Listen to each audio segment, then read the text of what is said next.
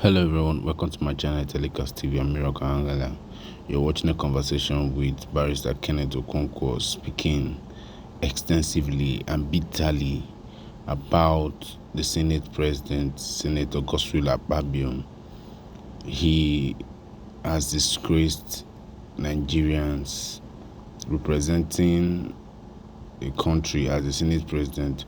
He's supposed to resign or removed, if not resigned, because he knew what he should do in the Electoral Act that they refused to amend, that electronic transmission was compulsory and was spoken by the Supreme Court, but they refused to put that act. They ignored it.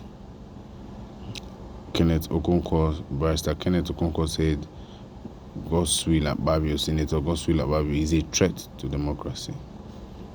Share your opinion, share your thoughts, endeavor to subscribe. Watch this video to the end.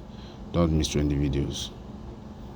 In this segment, I'm going to feature a member of the National Working Committee of the ADC, who is also a lawyer and a columnist, who I'm delighted to welcome back to Inside Sources. And I'm talking of Mr. Kenneth Okonkwo. Rocket. Hey, my brother. Good to see you again. Me too. It's been a while. Yes, and thank you, viewers, for joining us. Excellent. So let's just get into it.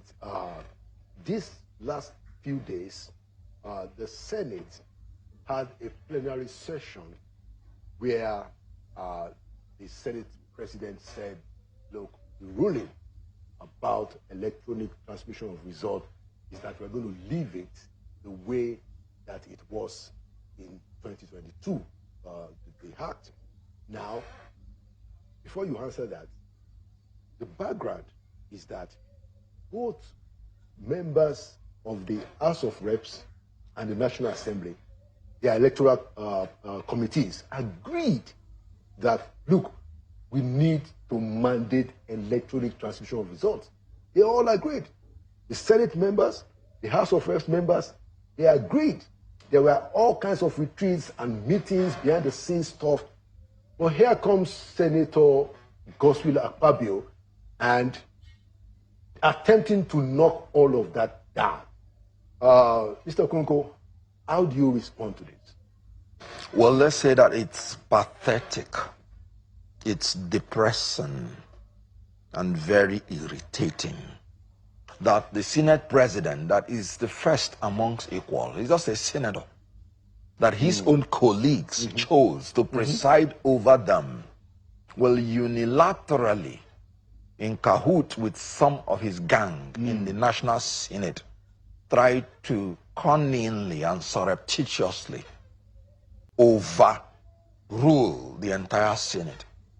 Now, let us even say the whole idea of Electoral Act 2022 was to introduce technology and electronic transmission of results.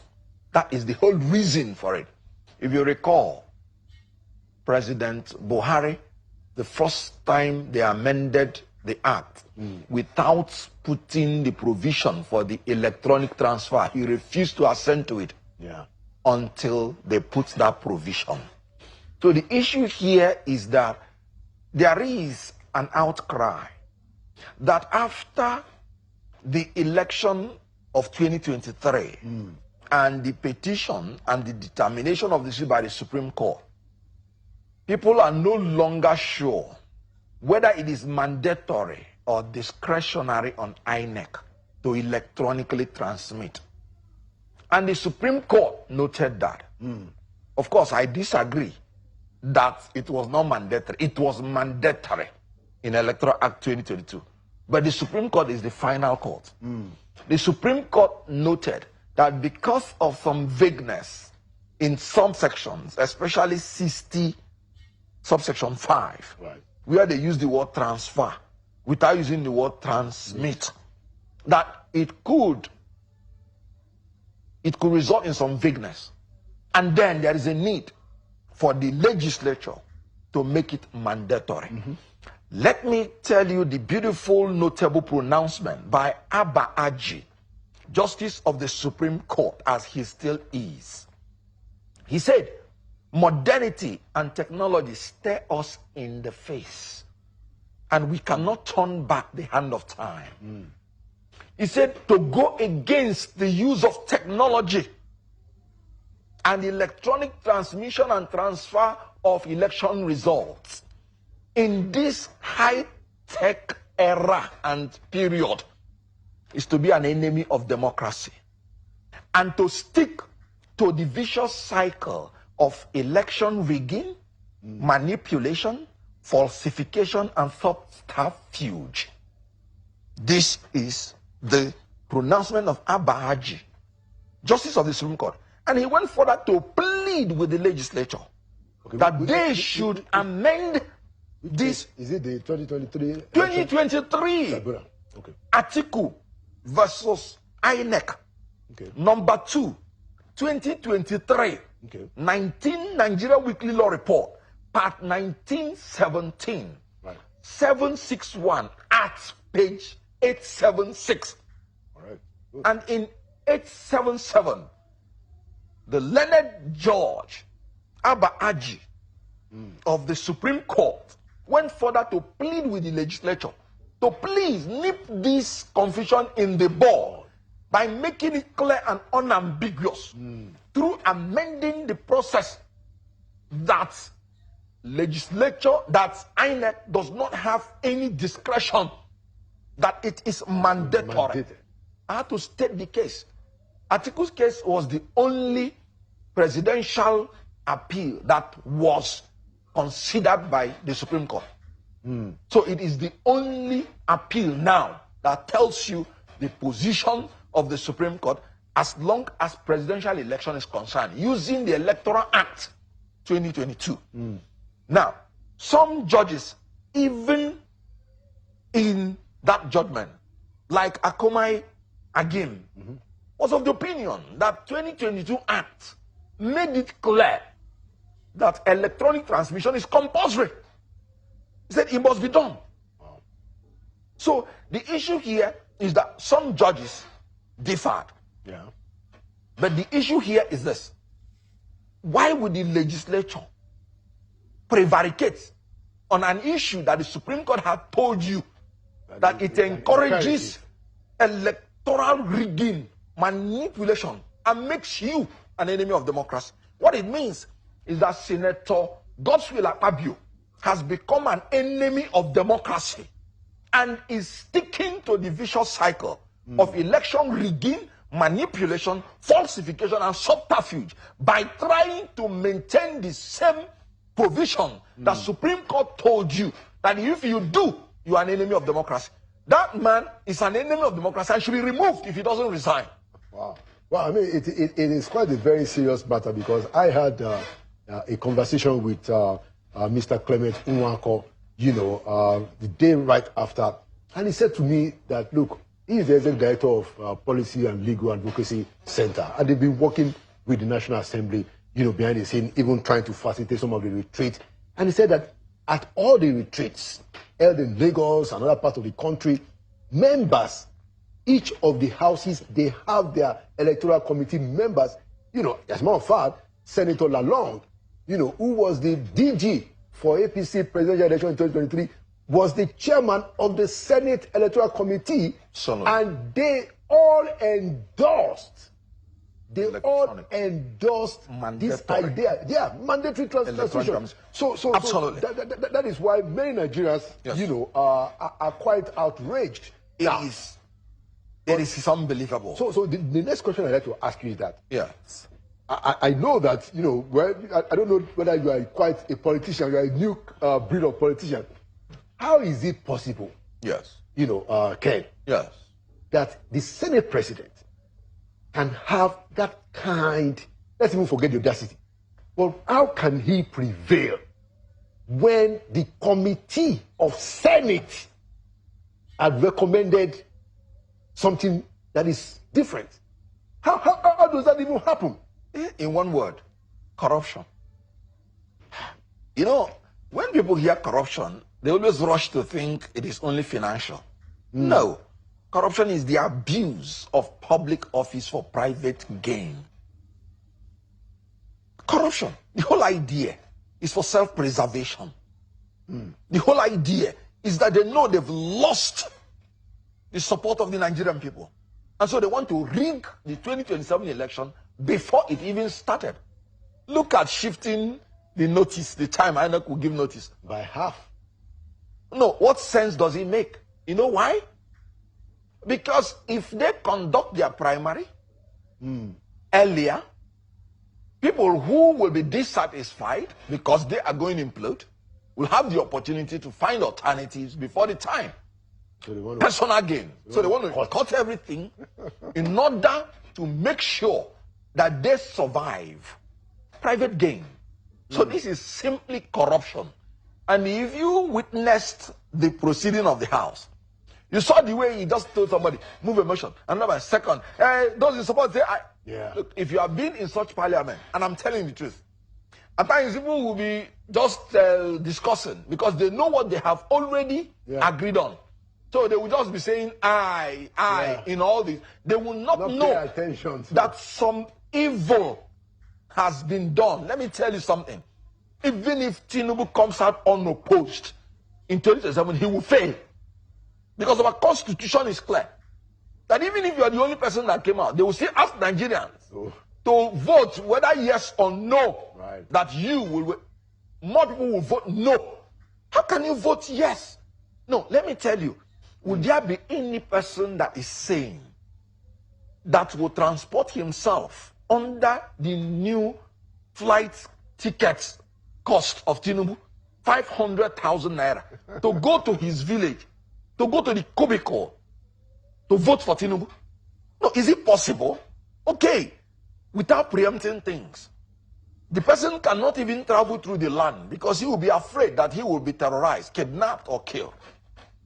The person cannot travel through the air because he can't afford the air ticket. The person cannot travel through the sea because, one, river may not have reached his village, and even if he travels, he will die. Can't you? You're hearing about boats capsizing every day. Especially in Niger State. But the problem, so it is hopeless. And they now want to rig the election before it starts. And they are making a mess of the Electoral Act 2022. Let me tell you, without mandatory electronic transmission of results, there is no Electoral Act that encourages technology. Okay. And INEC itself, of course, you know, the only reason we are doing this is because everybody has lost confidence in INEC.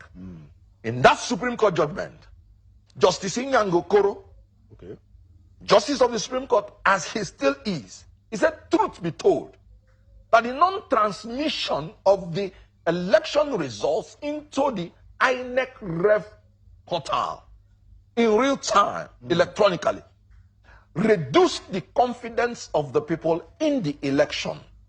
And so what it means is that even the Supreme Court has understood that people lost confidence in that election because this was not electronically transmitted. And there is a Senate President, because the legislature is the foundation of democracy, is the gatekeeper of democracy. The reason America is still standing today is because of the legislature that has refused to be compromised. Of course. And you have a Senate President who wants to rig election, who wants to manipulate election by Supreme Court's own submission, who wants Nigerians to lose confidence in the election.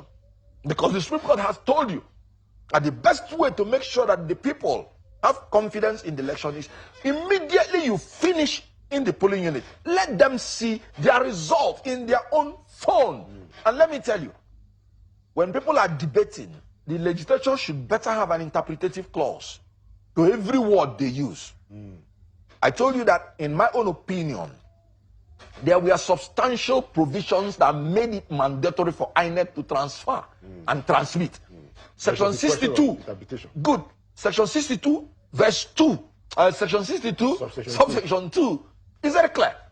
He said, INEC shall compile, maintain, and update on a continuous basis a register of election results, to be known as National Electronic Register of Election Results, which shall be a distinct database and a repository of polling unit by polling unit results, including collated results of any election organized by INEC. And they should maintain the electronic copy at their headquarters. What else do you need? That's what the law says. Even Section 62. Now, the Supreme Court now picked Section 62(1) and said this represents the manual transfer. And Section 62(2), which is the completion of the electronic transfer, you said no, it is post-election process. No. The interpretative canon of the law is that you interpret a section jointly, holistically, politically, not taking one subsection. One section is one section. So if the Supreme Court took 62(1), they must take 62(2) to complete the hybrid nature. That is actually the collation system they're talking about. 62(2). And they said on a continuous basis. Do you know what that means? Immediately you finish the election, transmit the polling unit. And each collation you finish, you transmit. So each level of collation is using that data, which they said repository of election result, to be used to guide it. Okay, you know. But then, because of that nebulosity, that confusion, there is nothing wrong in the legislature confirming it by amending it so that it will leave nobody in doubt. All right, good. Let's move on, because I wanted to also talk about a few other things, you know, and our time is fast, going very fast. The issue of insecurity persists. But something happened in this country on Christmas Day. You had the U.S. president, the U.S. government, you know, launch a series of Tomahawk missiles, I think about 12, you know, in southwest Nigeria. Northwest. Northwest. In northwest Nigeria, specifically Sokoto. So, since then also, you've had the Americans, you know, send us some equipment that they can help our intelligence. And then this last week, the Americans also sent a small team of military generals, military officials. Now, I want to ask you, Ken, how do you interpret this? Because I think that, hey, if you need help, you need help, you know. But I'd like to hear, what's your perspective? My perspective, first and foremost, is that it is the colossal failure and admission of failure that Tinubu's government is incapable of protecting the lives and property of Nigerians. This is the first time in the history of this nation that a government will say they invited a foreign government to bomb our country. And do you know the most annoying thing that is making me to even want to cry? We heard about this bombing from America, not from Nigeria. Although they confirmed it. But he said that's what we heard. You're right. And I'm telling you, if we have not heard, they may not even have told you. Wow. It's a shame. Everything that is happening, the troops are so called, we heard it from Americans. So can you imagine such thing as sensitive as the security of the people, and a foreign country is performing the act in Nigeria, and we are hearing it from a foreign country? So it's a total mess. We need help. Yes, we do. Because life has no duplicate. Since January 1, what we have been hearing is stories of tears and blood. Kwara State, that used to be very peaceful before Tinubu came in, Kwara State is now under siege. That terrorists go out to tell people convert or be killed. That terrorists send letter beforehand. The village head will alert the security operatives, and nothing will be done until they are massacred. The only achievement Tinubu has made in security is to send verbal condolence messages and to speak empty words. That's the security objective will do, the security agency, nothing else. I'm sorry to tell you that it will still happen again.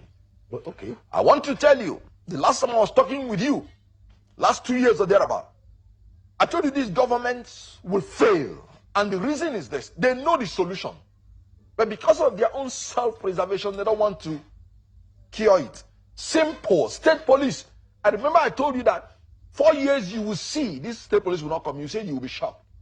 Because then they were saying they will soon do it, they will soon do it. The first year they came in, I said, look, first year is 25% of the government. Yeah.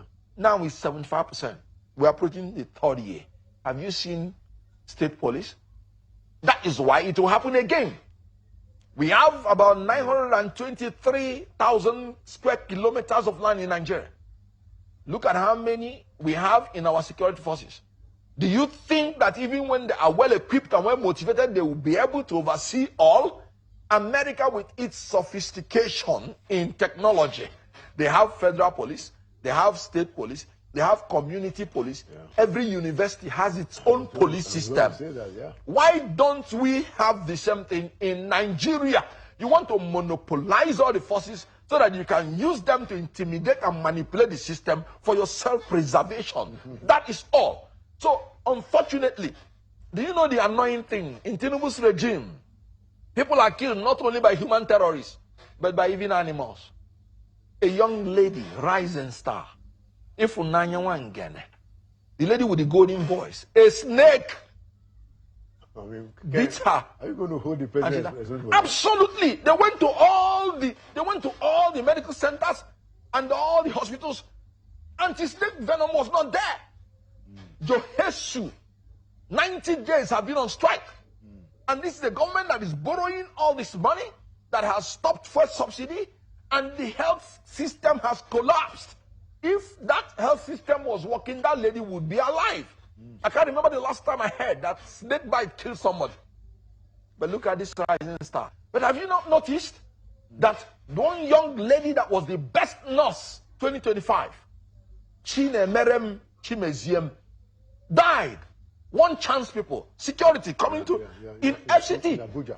Security, rising star. Why is it that you saw how the treasurer, former treasurer of MBA, a lady, Nwabo, princess, died? One chance. Why is it that it is rising stars that are being killed in Tinubu's regime? Why is it that it is women and children that are dying? Any government that is evil has a way of killing women and children. The World Bank report, no, the United Nations report, you said Nigeria has now the highest maternal mortality rate. 1 out of every 100 women that give birth dies. That same instrument that is the channel of joy has become channel of tears in Nigeria. 56% of the women give birth at home because they can't afford hospital. They can't afford transportation. 35% of the people, 35 million, are now in abject poverty. They can't afford food. 130 million are in poverty, and 10 million is being added every day. We are in a sorry state in this country. Only God can save us. Okay. And that is why we must have to make sure that everything about the election is straightened out, all the amendments, so that Nigerians will choose whether to continue in this abject misery, poverty, or degradation of their lives, or choose a new life. Thank you so much for coming to Inside Sources. Thank you for your voice. And thank you for the passion that your voice carries. Thank you very much. I appreciate it. Thank you so much.